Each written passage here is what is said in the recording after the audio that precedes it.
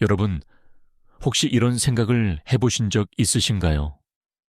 나를 먼저 생각하면 이기적인 사람이 되는 거 아닐까? 내가 나를 사랑한다고 말하면 주변 사람들이 나를 어떻게 볼까? 우리는 어릴 때부터 이렇게 배워왔습니다. 남을 먼저 생각하라. 희생하는 게 미덕이다. 나를 내세우지 마라. 특히 우리 한국 사회에서는 이런 가르침이 더욱 강했죠. 그래서 많은 분들이 자신을 뒷전으로 미루고 다른 사람의 기분을 먼저 살피고 상처받아도 참고 힘들어도 견디는 삶을 살아왔습니다. 그런데 말입니다. 그렇게 살다 보면 어느 순간 이런 질문이 찾아옵니다. 나는 대체 누구를 위해 사는 걸까? 왜 나는 항상 이런 관계에서만 상처를 받는 걸까? 왜 나는 나를 함부로 대하는 사람들을 계속 받아들이는 걸까? 바로 이 순간이 중요합니다. 이 질문들은 우연히 생기는 게 아니에요. 그건 여러분의 내면이 보내는 신호입니다. 당신이 당신 자신을 사랑하지 않고 있다는, 그래서 당신이 마땅히 받아야 할 존중과 사랑을 받지 못하고 있다는 신호 말이죠. 오늘 우리가 함께 나눌 이야기는 바로 이것입니다. 자기 자신을 사랑하는 것이 왜 이기적인 게 아니라 오히려 가장 강력한 무기인지, 그리고 그 사랑이 어떻게 우리를 독성 관계로부터 지켜주고 진정한 자유를 되찾게 해주는지에 관한 이야기입니다. 칼 융이라는 심리학자를 아시나요? 그는 인간의 마음 깊은 곳을 탐구한 사람입니다. 그가 남긴 통찰 중에 가장 중요한 것 하나가 있습니다. 우리가 맺는 모든 관계는 우리 자신과의 관계를 반영한다는 것이죠. 쉽게 말하면 이렇습니다. 내가 나 자신을 어떻게 대하느냐가 다른 사람이 나를 어떻게 대할지를 결정한다는 겁니다. 만약 내가 나 자신을 소중히 여기지 않는다면 나를 함부로 대하는 사람들을 자연스럽게 받아들이게 됩니다. 반대로 내가 나를 존중하고 사랑한다면 나를 존중하지 않는 사람들은 내 삶에 머물 수 없게 되죠. 이게 바로 자기 사랑의 힘입니다. 그런데 우리는 왜 이렇게 자기 사랑에 서툴까요? 그건 우리가 자라오면서 받은 메시지 때문입니다. 착한 사람이 되려면 다른 사람을 먼저 생각해야 한다. 나를 챙기는 건 이기적이다. 참고 견디는 게 성숙한 거다. 이런 말들을 반복해서 들으면서 우리는 자신도 모르게 이렇게 믿게 됩니다. 나는 다른 사람을 위해 존재하는 거구나. 내 감정과 욕구는 중요하지 않구나. 나를 먼저 생각하면 나쁜 사람이 되는 거구나. 그러다 보니 우리는 어떤 관계에서든 자꾸만 뒤로 물러서게 됩니다. 상대방이 나를 무시해도 함부로 대해도 상처를 줘도 참아냅니다. 왜냐하면 나를 주장하는 게 이기적이라고 배웠으니까요. 그리고 이상하게도 이런 관계가 반복됩니다. 한 관계에서 벗어나도 또 비슷한 사람을 만나고 또 상처받고 또 견디고, 이게 계속 반복되는 이유는 뭘까요? 그건 우리가 우리 자신에게 보내는 메시지가 바뀌지 않았기 때문입니다. 나는 이 정도 닿으면 충분해. 나는 더 나은 걸 바랄 자격이 없어. 나를 사랑해주는 사람이 있다는 것만으로도 감사해야 해. 이런 믿음이 바뀌지 않는 한 우리가 끌어당기는 사람도 받아들이는 관계도 바뀌지 않습니다. 융은 이것을 그림자라고 불렀습니다. 우리가 인정하지 않으려는 내면의 부분, 우리가 외면하려는 상처와 두려움 말이죠. 자기 사랑의 부족은 바로 이 그림자에서 비롯됩니다. 우리가 우리 자신의 가치를 믿지 못하는 이유는 어쩌면 어렸을 때부터 우리 안에 심어진 부족함의 감각 때문일지도 모릅니다. 부모님께 인정받지 못했던 기억, 친구들 사이에서 소외됐던 경험, 누군가에게 거부당했던 아픔. 이런 경험들이 쌓이고 쌓여서 우리 안에 이런 목소리를 만들어냅니다. 나는 부족해. 나는 사랑받을 만한 사람이 아니야. 나는 노력해야만 받아들여질 수 있어. 그리고 이 목소리가 우리를 독성관계로 이끕니다. 독성관계란 무엇일까요? 그건 한쪽이 계속 주고 다른 쪽은 계속 받기만 하는 관계입니다. 한쪽이 자신을 희생하고 다른 쪽은 그 희생을 당연하게 여기는 관계죠. 여기서 중요한 건 이겁니다. 독성관계는 갑자기 시작되지 않습니다. 처음엔 사랑처럼 느껴집니다. 상대방이 나를 필요로 한다는 느낌, 내가 누군가에게 중요한 존재라는 느낌. 이게 처음엔 기분 좋게 느껴지죠. 특히 자기 사랑이 부족한 사람에게는 더욱 그렇습니다. 누군가 나를 필요로 한다는 건 내가 가치 있는 존재라는 증거처럼 느껴지니까요. 그래서 우리는 더 많이 주려고 합니다. 더 많이 이해하려고 하고, 더 많이 참으려고 하고, 더 많이 노력합니다. 상대방이 변하기를, 상대방이 나를 알아봐 주기를, 상대방이 나를 사랑해 주기를 바라면서요. 하지만 시간이 지나면서 우리는 깨닫게 됩니다. 아무리 노력해도 상대방은 변하지 않는다는 걸요. 오히려 우리가 더 많이 줄수록 상대방은 더 많이 요구합니다. 우리가 더 참을수록 상대방은 더 함부로 대하죠. 그리고 어느 순간 우리는 완전히 지쳐버립니다. 내가 뭘 위해 이러고 있는 건지, 이게 정말 사랑인지, 아니면 그냥 내가 외로워서 붙잡고 있는 건지 혼란스러워집니다. 바로 이 순간이 중요합니다. 이 혼란은 나쁜 게 아닙니다. 오히려 이건 깨어나고 있다는 신호입니다. 당신이 이제 무언가 잘못되었다는 걸 느끼기 시작했다는 거죠. 그리고 이 느낌을 외면하지 않고 마주할 때 진짜 변화가 시작됩니다. 융은 이렇게 말했습니다. 의식하지 못하는 것은 운명이 되어 우리 삶을 지배한다고요.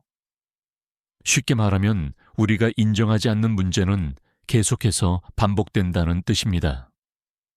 독성 관계도 마찬가지입니다. 우리가 왜 이런 관계에 계속 끌리는지, 왜 이런 대우를 받아들이는지를 의식하지 못하면 이 패턴은 계속됩니다. 하지만 우리가 이걸 의식하기 시작하면 그때부터 우리는 선택할 수 있게 됩니다. 계속 이렇게 살 것인가? 아니면 변화할 것인가? 그럼 어떻게 변화할 수 있을까요? 여기서 자기 사랑이 무기가 됩니다. 자기 사랑은 단순히 나를 좋아하는 게 아닙니다. 그건 나 자신을 있는 그대로 인정하고 내 가치를 믿고 나를 존중하는 마음입니다. 그리고 그 마음을 바탕으로 내 삶에서 무엇을 받아들이고 무엇을 거부할지 결정하는 힘입니다. 자기 사랑이 있는 사람은 이렇게 말할 수 있습니다. 나는 이런 대우를 받을 사람이 아니야. 나는 존중받을 자격이 있어. 나는 더 나은 관계를 가질 수 있어. 이 말들이 단순해 보일 수 있지만 실제로 이렇게 말하고 행동하는 건 엄청난 용기가 필요합니다. 왜냐하면 이건 우리가 평생 들어온 메시지와 정면으로 맞서는 일이니까요. 자기 사랑의 첫 번째 단계는 경계를 세우는 겁니다. 경계라는 게 뭘까요? 그건 내가 어디까지 받아들일 수 있고 어디서부터는 안 된다고 말하는 선입니다. 예를 들어 볼까요? 상대방이 약속을 자주 어깁니다. 처음엔 이해해 줍니다. 바쁠 수도 있고 깜빡할 수도 있으니까요. 하지만 이게 반복되면 어떻게 해야 할까요? 경계가 없는 사람은 계속 참습니다. 상대방이 미안하다고 하면 또 괜찮다고 하고 또 기회를 줍니다.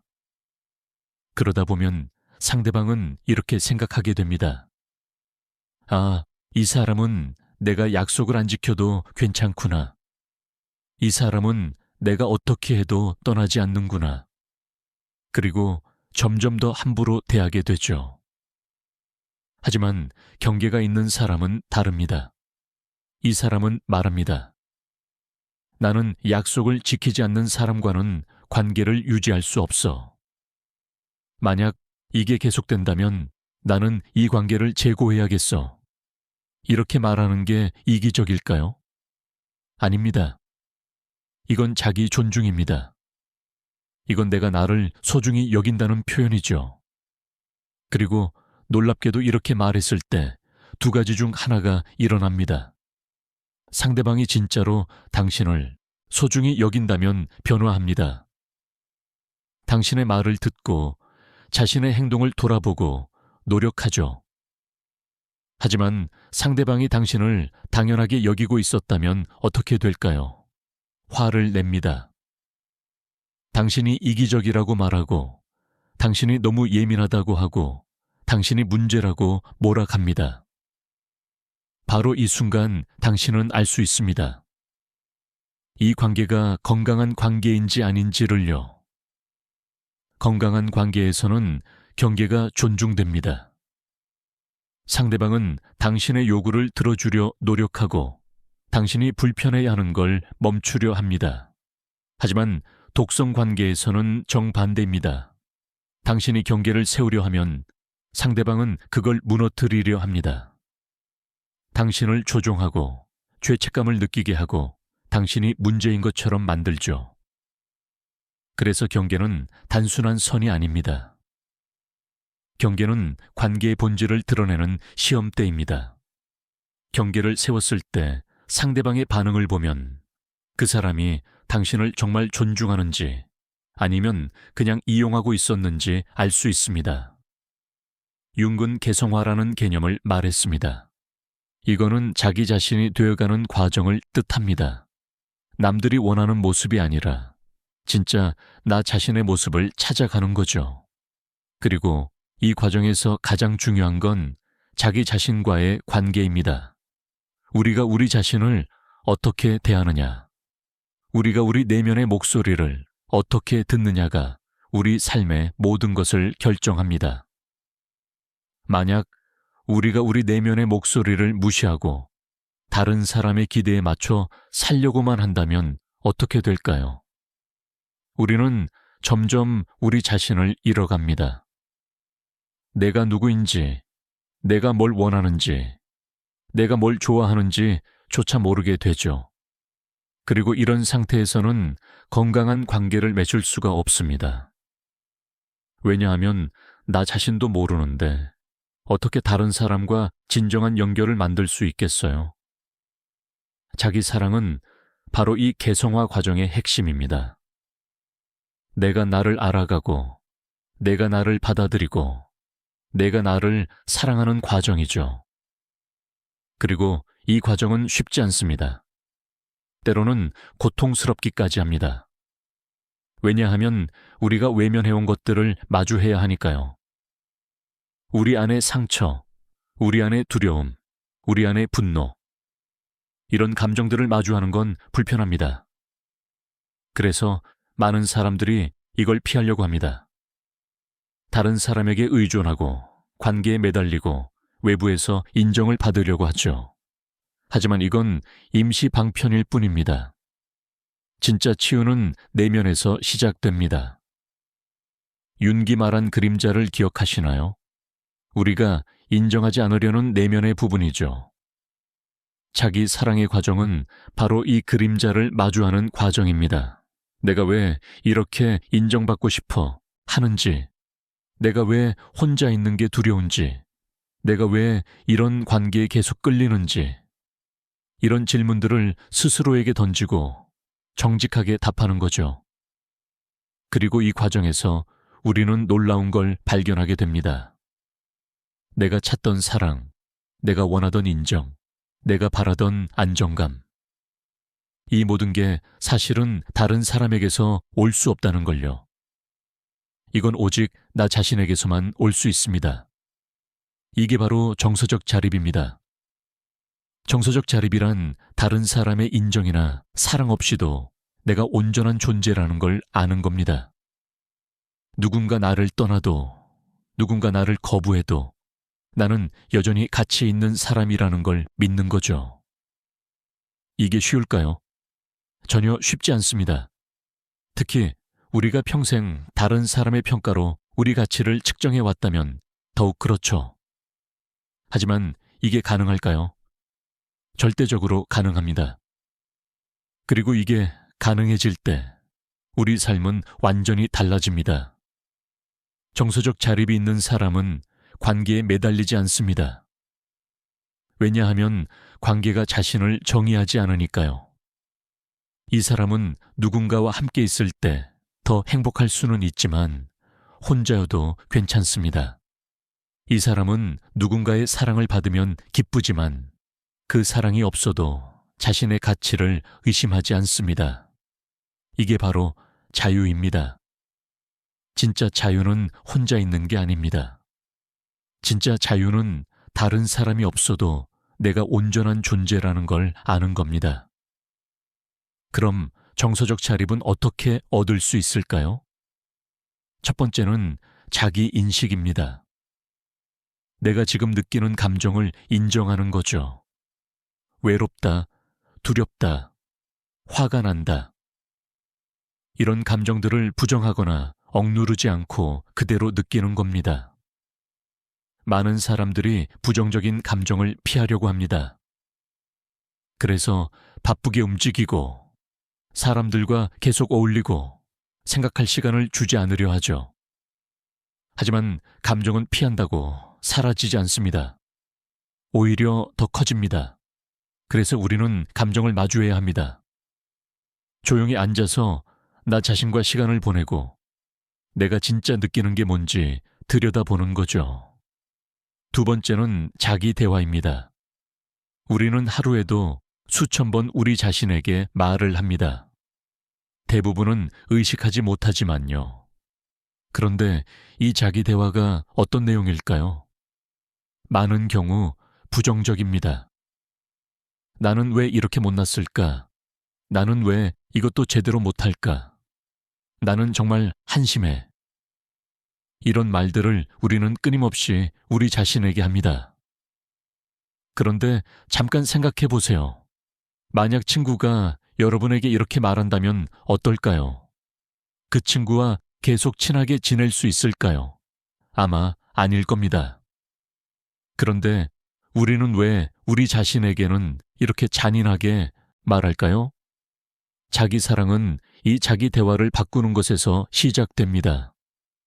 나를 비난하는 대신 나를 격려하는 거죠. 내가 실수했을 때 나를 깎아내리는 대신 괜찮아, 다음엔 더 잘할 수 있어 하고 말하는 겁니다. 세 번째는 자기 돌봄입니다. 이건 단순히 몸을 관리하는 것 이상입니다. 물론 건강한 식사, 충분한 수면, 적당한 운동도 중요하죠. 하지만 진짜 자기 돌봄은 내 마음을 돌보는 겁니다. 내가 스트레스 받을 때 어떻게 해소하는지, 내가 슬플 때 어떻게 위로하는지, 내가 지칠 때 어떻게 쉬는지, 이런 것들이 자기 돌봄입니다. 많은 사람들이 힘들 때 오히려 자신을 더 혹사합니다. 괜찮아, 이 정도는 참을 수 있어 하면서 자신을 몰아붙이죠. 하지만 이건 자기 사랑이 아닙니다. 자기 사랑은 내가 힘들 때 나 자신에게 쉬라고 말하는 겁니다. 내가 지쳤을 때 나를 밀어붙이는 게 아니라 나를 안아주는 거죠. 네 번째는 선택의 자유입니다.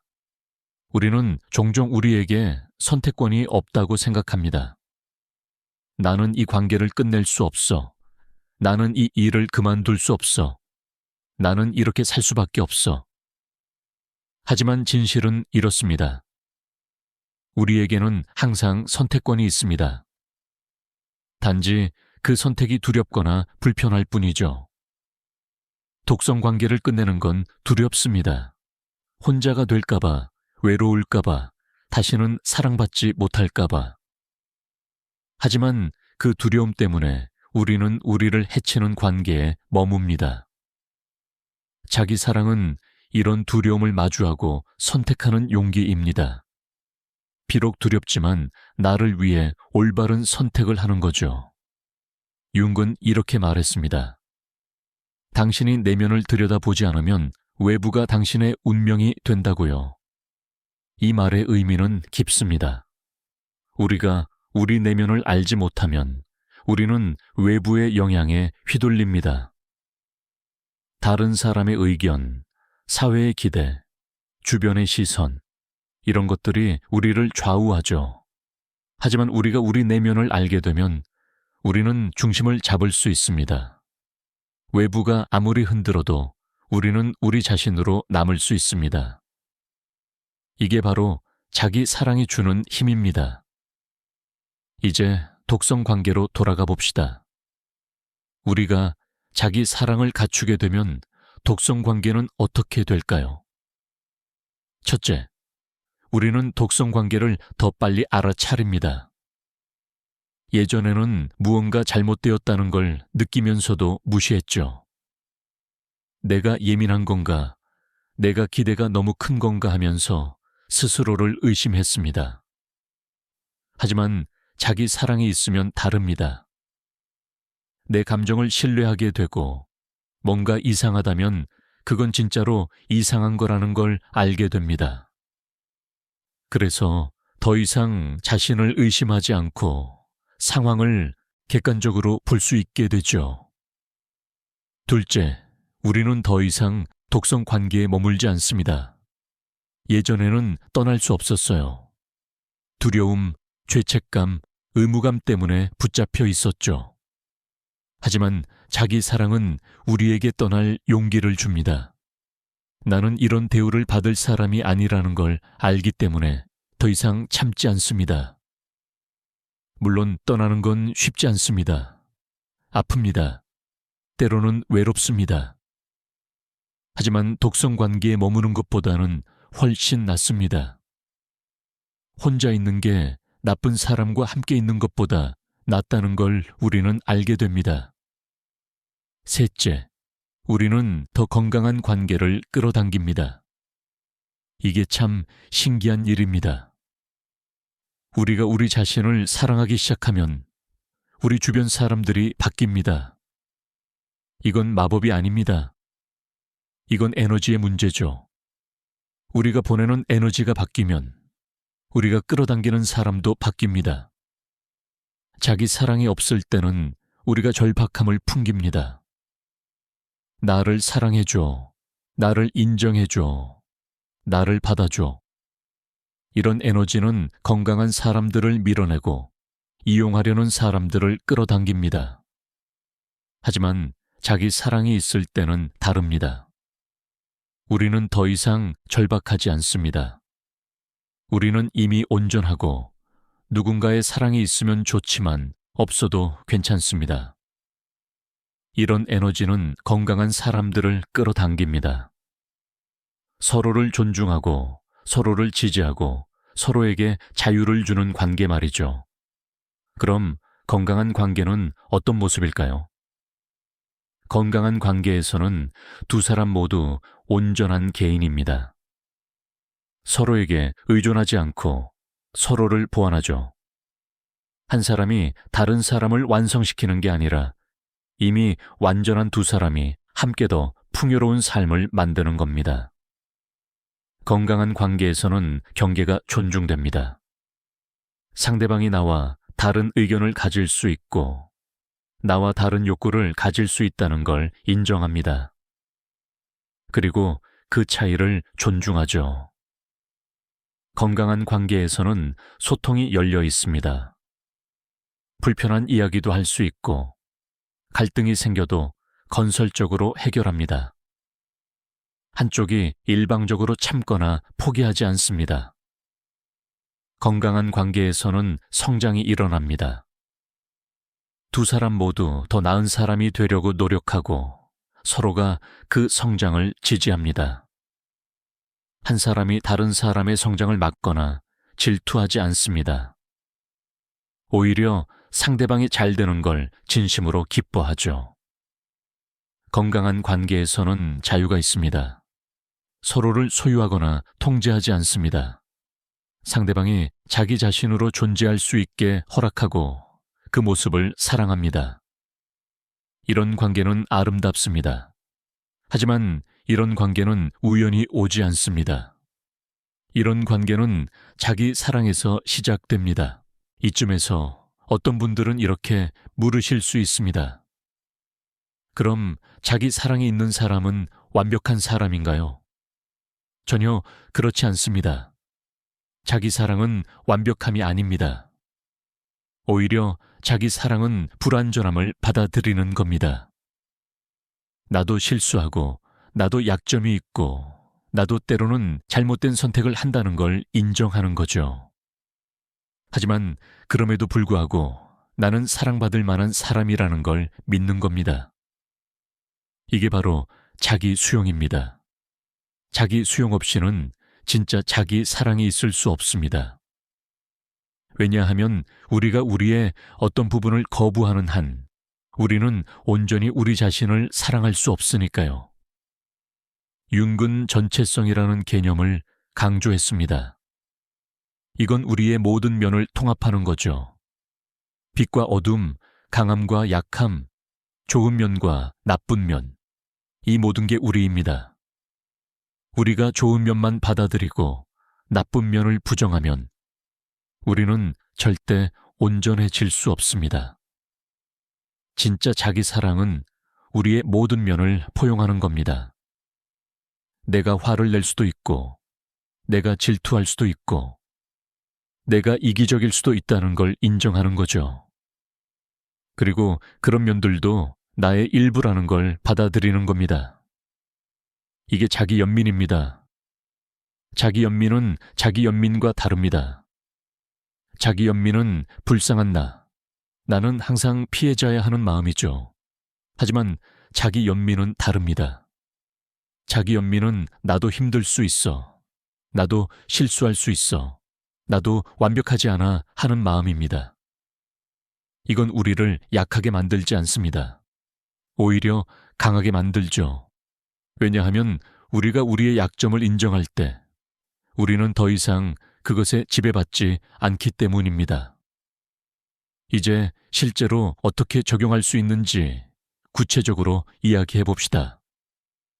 첫째, 매일 조금씩 자기 성찰의 시간을 갖습니다. 하루에 10분이면 충분합니다. 조용한 곳에 앉아서 오늘 나는 어땠는지 돌아보는 거죠. 어떤 감정을 느꼈는지, 어떤 상황이 불편했는지, 어떤 순간에 기뻤는지, 이걸 기록해도 좋습니다. 일기를 쓰는 것도 좋은 방법이죠. 중요한 건 정직하게 쓰는 겁니다. 남에게 보여줄 글이 아니라 나 자신과의 대화니까요. 둘째, 경계를 연습합니다. 작은 것부터 시작하세요. 상대방이 무례하게 말하면 그냥 넘어가지 말고 말합니다. 그렇게 말하면 기분이 안 좋아요. 누군가 당신의 시간을 함부로 쓰려 하면 거절합니다. 미안하지만 그건 어려울 것 같아요. 처음에는 이렇게 말하는 게 어색하고 죄책감이 들 수 있습니다. 하지만 연습할수록 쉬워집니다. 그리고 놀랍게도 대부분의 사람들은 당신의 경계를 존중합니다. 존중하지 않는 사람들은 애초에 당신을 존중하지 않았던 사람들이죠. 셋째, 자기 대화를 바꿉니다. 부정적인 생각이 들 때마다 의식적으로 멈추고 다시 생각합니다. 나는 왜 이렇게 못났을까가 아니라 나는 최선을 다하고 있어. 나는 아무것도 못해가 아니라 나는 배우고 있어. 이런 식으로 말을 바꾸는 겁니다. 처음에는 억지스럽게 느껴질 수 있습니다. 하지만 계속하다 보면 점점 자연스러워지고 어느 순간 진짜로 그렇게 믿게 됩니다. 넷째, 나를 돌보는 의식을 만듭니다. 매주 나를 위한 시간을 정합니다.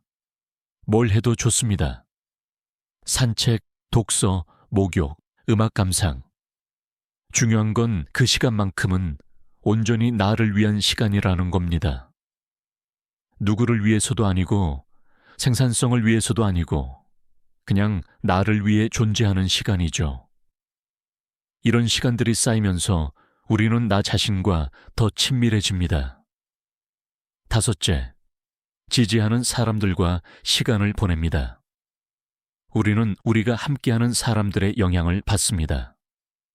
만약 주변에 계속 당신을 깎아내리고 비난하고 부정적인 사람들만 있다면 자기 사랑을 키우기 어렵습니다. 그래서 의도적으로 당신을 지지하고 격려하고 존중하는 사람들과 시간을 보내야 합니다. 그런 사람이 없다면요, 그럼 찾아야 합니다. 커뮤니티에 가입하거나 새로운 활동을 시작하거나 상담사를 만나는 것도 좋습니다. 여섯째, 전문가의 도움을 받는 것도 고려합니다. 자기 사랑의 여정은 혼자서도 갈 수 있지만 때로는 안내자가 필요합니다. 특히 깊은 상처나 트라우마가 있다면 전문가의 도움이 큰 차이를 만들 수 있습니다. 상담이나 심리 치료를 받는 건 약한 게 아닙니다. 오히려 나를 돌보겠다는 강한 의지의 표현이죠. 이 모든 과정에서 기억해야 할 것이 있습니다. 변화는 하루아침에 일어나지 않는다는 거죠. 자기 사랑은 목적지가 아니라 여정입니다. 평생에 걸쳐 계속되는 과정이죠. 때로는 앞으로 나아가는 것 같다가도 뒤로 물러서는 것처럼 느껴질 수 있습니다. 그래도 괜찮습니다. 중요한 건 계속 나아가는 겁니다. 한 걸음 한 걸음, 하루하루 나를 더 사랑하는 방향으로 가는 거죠. 융의 통찰로 돌아가 봅시다. 그는 말했습니다. 다른 사람과의 관계는 우리 자신과의 관계를 반영한다고요. 이제 이 말의 의미가 분명해집니다. 우리가 우리 자신을 사랑하지 않으면 우리를 사랑하지 않는 사람들을 끌어당깁니다. 우리가 우리 자신을 존중하지 않으면 우리를 존중하지 않는 사람들을 받아들이게 됩니다. 하지만 우리가 우리 자신을 사랑하기 시작하면 모든 게 바뀝니다. 우리의 기준이 바뀌고 우리의 선택이 바뀌고 우리의 삶이 바뀝니다. 어떤 분들은 이렇게 걱정하실 수 있습니다. 내가 나를 너무 사랑하면 이기적인 사람이 되는 거 아닐까? 이건 오해입니다. 진짜 자기 사랑은 이기심과 다릅니다. 이기심은 다른 사람을 희생시켜서 나만 챙기는 겁니다. 하지만 자기 사랑은 나를 존중하면서 동시에 다른 사람도 존중하는 겁니다. 자기 사랑이 있는 사람은 더 나은 파트너가 됩니다. 왜냐하면 이 사람은 상대방에게 모든 걸 채워달라고 요구하지 않으니까요. 이 사람은 이미 자신이 온전하기 때문에 관계에서 자유롭게 줄 수 있습니다. 의무감이나 필요 때문이 아니라 진심으로 주고 싶어서 주는 거죠. 또 어떤 분들은 이렇게 말씀하실 수 있습니다. 나는 너무 늦은 거 아닐까? 이미 평생을 이렇게 살았는데 지금 바꿀 수 있을까? 절대 늦지 않았습니다. 윤근 말했습니다. 인생의 오후는 아침과 다른 의미를 가진다고요. 나이가 들어서야 비로소 우리는 진짜 우리 자신을 찾기 시작합니다. 지금까지 남들을 위해, 의무를 위해, 기대를 위해 살았다면 이제는 나를 위해 살 시간입니다. 늦은 게 아니라 오히려 완벽한 타이밍일 수 있습니다. 한국 사회는 특별한 어려움이 있습니다. 집단주의 문화에서 개인의 욕구를 표현하는 건 쉽지 않죠. 나를 주장하면 이기적이라고 여겨지고 내 감정을 표현하면 예민하다고 치부됩니다. 특히 여성에게는 더욱 그렇습니다. 여자는 참아야 한다. 여자는 희생해야 한다. 여자는 착해야 한다. 이런 메시지를 평생 들으면서 많은 여성들이 자기 자신을 잃었습니다. 하지만 시대는 변하고 있습니다. 이제는 자기 사랑이 이기심이 아니라 건강함이라는 걸 점점 더 많은 사람들이 이해하기 시작했습니다. 그리고 이건 우리만의 여정이 아닙니다. 우리가 자기 사랑을 실천하면 우리 주변 사람들에게도 영향을 줍니다. 특히 우리 자녀들에게요. 우리가 우리 자신을 사랑하는 모습을 보여주면 아이들은 자연스럽게 자기 사랑을 배웁니다. 우리가 경계를 세우는 모습을 보여주면 아이들은 그게 정상이고 건강한 거라는 걸 알게 됩니다. 우리가 우리의 감정을 존중하는 모습을 보여주면 아이들도 자신의 감정을 존중하는 법을 배웁니다. 이렇게 우리의 변화는 세대를 넘어 전해집니다. 독성 관계에서 벗어나는 건 쉽지 않습니다. 특히 그 관계가 가족이나 오래된 친구라면 더욱 그렇죠. 하지만 기억하세요. 당신에게는 선택권이 있습니다. 모든 관계를 끝낼 필요는 없지만 모든 관계에서 경계를 세울 권리는 있습니다. 어떤 관계는 완전히 끝내야 할 수도 있습니다. 어떤 관계는 거리를 두는 게 필요할 수도 있습니다. 어떤 관계는 새로운 규칙이 필요할 수도 있습니다. 어떤 선택이든 당신의 선택입니다. 그리고 당신의 평화와 행복을 우선시하는 선택은 언제나 옳은 선택입니다. 때로는 외로울 수 있습니다. 독성 관계에서 벗어나면 혼자가 되는 것처럼 느껴질 수 있어요. 하지만 이건 일시적입니다. 당신이 자기 사랑을 키워가면서 당신의 에너지가 바뀌면 새로운 사람들이 당신의 삶에 들어옵니다. 더 건강하고, 더 진실하고, 더 서로를 존중하는 관계들이 만들어집니다. 그때까지는 혼자 있는 시간을 즐기세요. 혼자 있다는 건 외롭다는 뜻이 아닙니다. 혼자 있다는 건 나 자신과 함께 있다는 뜻입니다. 그리고 나 자신과 편안하게 지낼 수 있을 때 우리는 진짜로 다른 사람과도 건강하게 관계 맺을 수 있습니다. 융은 개성화의 과정을 통해 우리가 진짜 자신이 된다고 했습니다. 이 과정은 고통스러울 수 있습니다. 우리가 오랫동안 지켜온 가면을 벗어야 하니까요. 남들이 원하는 나, 사회가 기대하는 나, 부모님이 바라는 나. 이런 가면들을 하나씩 벗어내고 진짜 나를 마주하는 건 용기가 필요합니다. 하지만 이 과정을 거쳐야만 우리는 진정으로 살아있다고 느낄 수 있습니다. 남의 인생을 사는 게 아니라 내 인생을 사는 거죠. 자기 사랑은 우리에게 이런 용기를 줍니다. 진짜 나로 존재할 용기, 내 목소리를 낼 용기, 내 길을 갈 용기. 이 용기는 어디서 올까요? 바로 나 자신에 대한 믿음에서 옵니다. 내가 충분하다는 믿음, 내가 가치 있다는 믿음, 내가 사랑받을 만하다는 믿음. 이 믿음이 우리를 지탱합니다. 세상이 우리를 흔들어도, 사람들이 우리를 비난해도 우리는 우리 자신을 믿기 때문에 계속 나아갈 수 있습니다. 그리고 이 믿음은 하루아침에 생기지 않습니다. 이건 매일매일 쌓아가는 겁니다. 매일 나를 존중하는 선택을 하고, 매일 나를 돌보는 행동을 하고, 매일 내게 친절한 말을 하면서 조금씩 쌓이는 거죠. 작은 것들이 모여서 큰 변화를 만듭니다. 오늘 내게 한 친절한 말, 오늘 나를 위해 한 선택, 오늘 내가 세운 경계. 이런 작은 것들이 쌓여서 결국 우리는 완전히 다른 사람이 됩니다.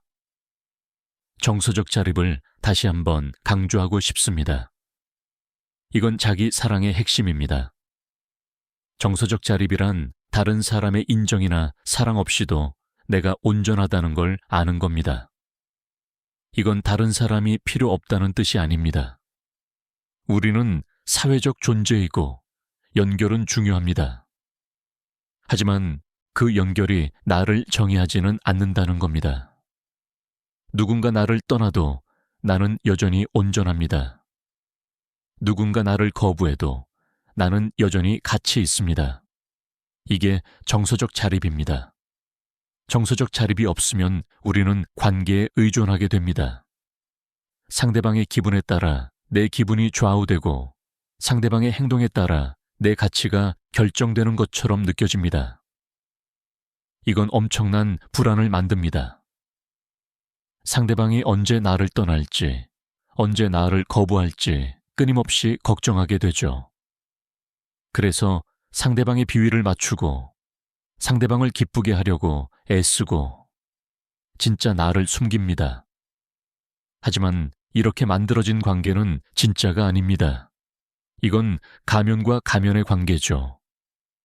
정서적 자립이 있으면 다릅니다. 우리는 더 이상 상대방의 반응에 의존하지 않습니다.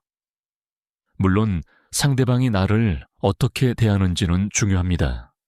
하지만 그게 나의 가치를 결정하지는 않습니다. 상대방이 나를 존중하지 않는다면 나는 그 관계를 재고할 수 있습니다. 하지만 그렇다고 내가 가치 없는 사람이 되는 건 아닙니다. 단지 그 사람이 나를 볼 줄 모르는 거죠. 이렇게 생각할 수 있을 때 우리는 자유로워집니다. 이제 마지막으로 이것을 말하고 싶습니다. 자기 사랑은 이기적인 게 아니라 오히려 가장 이타적인 행위입니다. 왜냐하면 내가 나를 사랑할 때 나는 다른 사람도 진정으로 사랑할 수 있기 때문입니다. 내가 나를 존중할 때 나는 다른 사람도 존중할 수 있습니다. 내가 내게 친절할 때 나는 다른 사람에게도 친절할 수 있습니다. 우리는 우리 안에 없는 걸 다른 사람에게 줄 수 없습니다. 내 안에 사랑이 없으면 다른 사람에게 사랑을 줄 수 없어요. 내 안에 존중이 없으면 다른 사람을 존중할 수 없습니다. 그래서 자기 사랑은 세상을 변화시키는 시작점입니다. 내가 나를 사랑하면 내 가족이 영향을 받습니다. 내 가족이 변하면 우리 공동체가 영향을 받습니다. 우리 공동체가 변하면 사회가 변합니다. 이게 바로 변화가 일어나는 방식입니다. 큰 혁명이 아니라 작은 일상의 선택들, 나를 사랑하기로 한 결정, 나를 존중하기로 한 선택, 이런 것들이 모여서 세상을 바꿉니다. 여러분, 오늘 이 이야기를 들으시면서 어떤 생각이 드셨나요? 어쩌면 불편하셨을 수도 있습니다. 나 자신을 돌아보는 건 항상 불편하니까요. 어쩌면 슬프셨을 수도 있습니다. 그동안 나를 얼마나 함부로 대했는지 깨닫게 되니까요. 어쩌면 화가 나셨을 수도 있습니다. 나를 이용했던 사람들, 나를 존중하지 않았던 관계들이 떠오르니까요. 이 모든 감정이 괜찮습니다. 이 감정들을 느끼는 것 자체가 깨어나고 있다는 증거니까요. 그리고 이제 선택의 순간입니다. 이 이야기를 듣고 나서 계속 예전처럼 살 수도 있습니다.